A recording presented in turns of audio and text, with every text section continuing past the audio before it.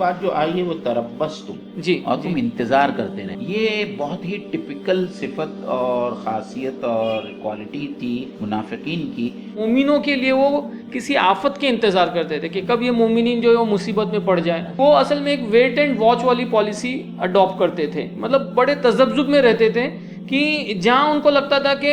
ہے نا ایمان والوں کا پلڑا بھاری ہے اور حق جو ہے وہ غالب ہونے والا ہے تو وہ حق کا ساتھ دیتے تھے، جہاں ان کو لگتا تھا کہ کفر بھاری یا غالب ہونے والا تو کفر کے ساتھ ہوتے تھے۔ تو یعنی بیسیکلی وہ اپنے مفاد، اپنے فائدے کے اوپر مطلب ان کا سب کچھ تھا۔ مجھ کو لگتا ہے آج کے حالات میں بھی اس کا جو اطلاق ہے نا یہ بہت اہم ہے کہ آج بھی ہم دیکھتے ہیں کہ بہت سارے لوگ جو ایمان کا دعویٰ تو کرتے ہیں لیکن وہ اپنے فائدے، اپنے مفادات کے حساب سے اپنے ایمان کو جو ہے وہ ایڈجسٹ کرتے اور فلیکسیبل رہتے اس میں۔ ایمان کو اور اپنی پوری زندگی بتانے کا جو ڈھنگ ہے اور زندگی میں ان کی جو روش ہے وہ بھی جو ہے ہر جگہ ایمان سے کمپرومائز کرتی نظر آتی ہے۔